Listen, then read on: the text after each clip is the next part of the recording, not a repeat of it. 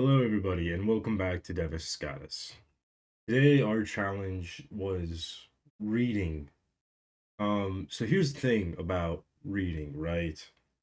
I I don't really do a bunch of it in the sense of like reading a book necessarily, and it's strange, right? Because like I do a lot of reading. I will read things online. I will read comic books and stuff like that. I will read. Uh, my point is, I'm not gonna sit here and list off all the things I do read, but reading books is a very. It is not something that I do regularly. It's not a normal hobby of mine. Still have the cough, as you can see, but it's not like I haven't read books.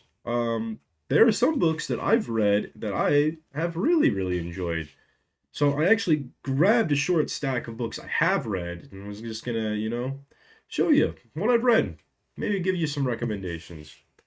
So starting off, The Jedi Path, a book by Chronicle Books, it says. Uh, this was something that I read. It was a almost little guidebook, like a kind of like role playing thing where you'd read like the history of the Jedi Order, like how you would go through it if you were like a youngling joining a clan, and like learning the different Force lightsaber techniques and stuff like that.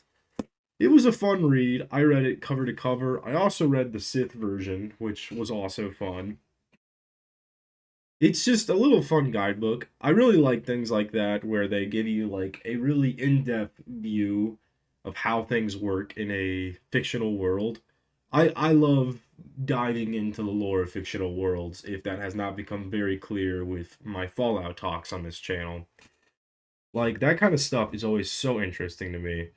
Something in kind of the same wheelhouse here was Bobby Singer's Guide to Hunting, a supernatural book by David Reed, which basically give you like different things of how you would deal with different monsters and stuff like that, while also giving like fake memoirs of Bobby, who was Sam and Dean's almost adopted dad in the show. And it was a fun little guidebook for that as well. And I read that cover to cover, really enjoyed that. It's been a while since I really got into Supernatural because the show did end up ending. But it was a fun book. I enjoyed it quite a bit. Next up was something kind of similar but also different. The Tales of Beetle the Bard. So this is a J.K. Rowling book. Hold on, now hold on, hold on.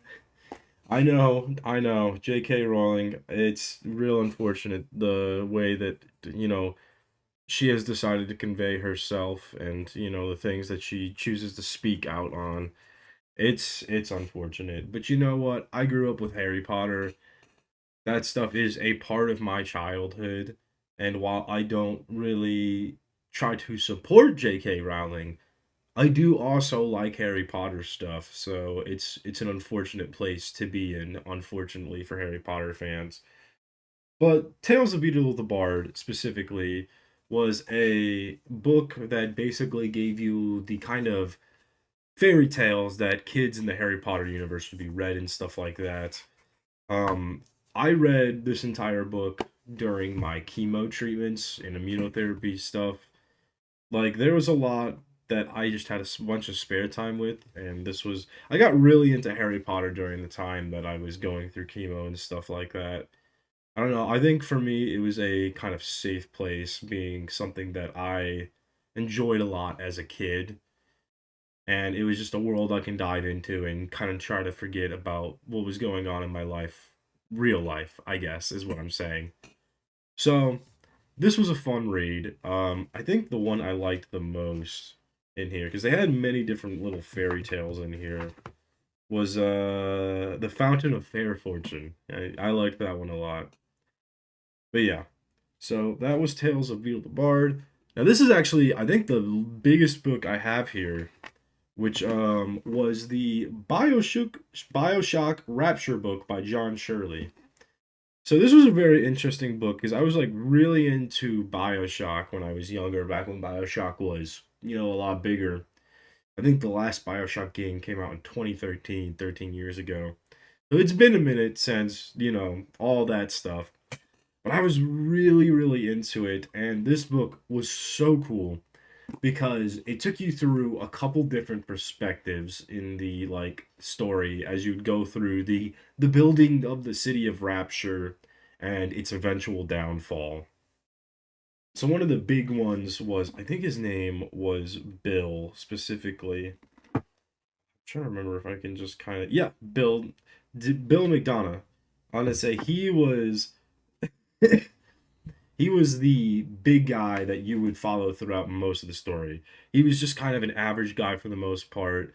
He was a good guy. He believed in doing things right, and he more or less stays that way throughout the entire story.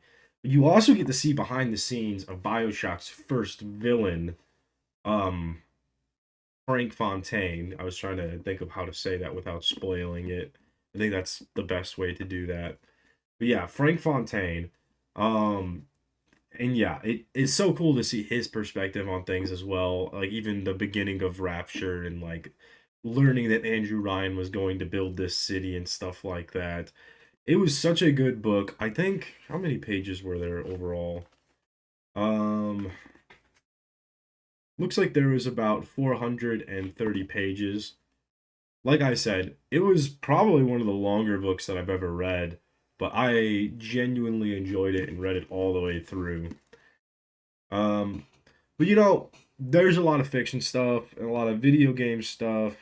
You know, well, not really. I guess I only really mentioned one video game book. I like to read video game stuff as well, in case I didn't make that clear as well, because that's another like fictional world kind of thing. But I do like, things that aren't related to specifically those either. Now, these would be books that I wouldn't have known about if it wasn't for the fact that I had school assignments that more or less gave them to me. But when I found myself reading them, I enjoy them quite a bit. We Were Liars was something that I was given in high school by E. Lockhart. It was a story about a girl who goes through a very traumatic thing. Her family goes on like this family vacation every year, but then things change, and like there's kind of a mystery to why things change. I don't really want to say the spoiler of the story, but it has a story that I related to personally as having like she has this group of friends that always go to the island who happen to be the kids of the other people who used to always go to the island and stuff like that. And growing up, I had a little group of people who were my friends or people that I became friends with because they related to people and stuff like that. And we had this kind of island vacation similar to the thing in the book. Obviously, did not go through what she went through in the book, but it was something that hooked me into the book originally, and I really loved reading it. I've tried recommending it to my brother, who I don't think has ever read it, but I feel like if he did read it, he would be in love with it. So there's that.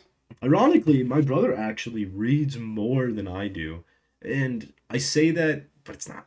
It's reading books, but also not reading books because it's audiobooks. So I would count it as reading, but it's not the actual act of reading. It's, listening more than anything else. But it is really cool that he does that because he loves his audiobooks and like I always thought that was super cool. The last thing I have for our list of books, and I have other books. Unfortunately, some of them I haven't read. Some of them I actually just can't find. Fahrenheit 451 was another book that I read that I've loved, which classic. Everybody loves that book that has read it. I feel like. Um, I don't know where my copy is at the moment, unfortunately. Um, but yeah, and then the Sith book. Look, my point is I've read other books, but these were just some that I thought would be fun to share with you today. But the last one I wanted to talk about was An Unquiet Mind, by K. Redfield Jameson. So this is actually memoirs of Dr. K. Redfield Jameson. So they have um what would be considered bipolar disorder, which I believe goes by used to go by a different name. I don't know. I'm not gonna talk too much about it because I don't want to, you know, give the wrong name here. But it was such an interesting read, and I remember being so like excited to read more, like so invested in it that I ended up like getting like way ahead in the readings, like way past what I was supposed to, just because I did not want to stop reading. And I do that sometimes with books, especially the books that I sometimes get told I have to read. Like I can get really into it to the point where I'm like, oh, I'm gonna read like way ahead of like what you guys are talking about. And I just, yeah, man, I loved it. Like this was such a good book, and personally would recommend it if anyone wants to read more about someone's experiences with that. Definitely recommend it. It's actually probably the most recent book that I've read all the way through because I think I read that one in 2022 or 2023. Like I said, I reading's not my main hobby, and I'll read things like occasionally. And it's not like I haven't started any books since then. I've tried to read other books. I just have a really hard time reading in general, and it makes it worse when your job is like you have to read a lot for your job and stuff like that. Makes it a strain on your eyes, harder to really focus on continuing to do it. That's me personally, at least. That's all I got for you guys today, though. I hope you enjoyed the books that I pulled out. I'll admit they were pretty dusty. I'm gonna have to put all of them back now. But yeah, that's all I got. Bye bye.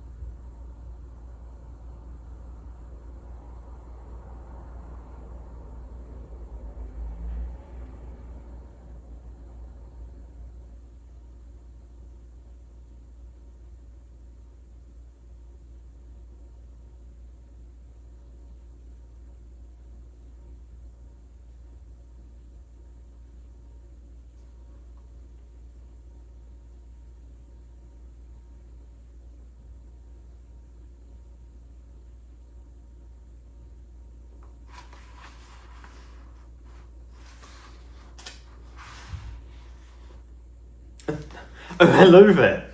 No, I didn't just waste your time.